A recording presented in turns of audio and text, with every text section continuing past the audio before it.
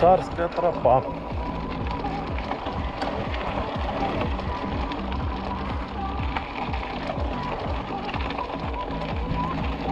Все уже в зелени. Наконец-то пришла весна. В этом году что-то она запоздала. Все зеленое, все пахнет.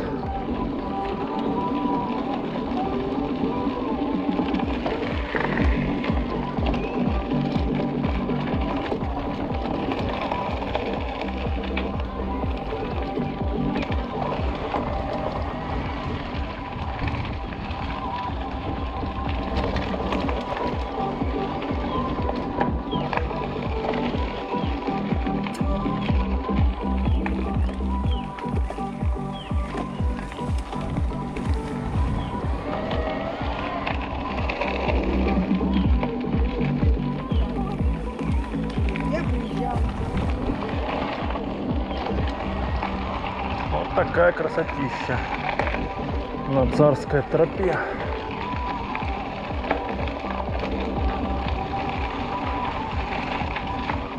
А протяженность Царской тропы с Ливадийского дворца до Гаспры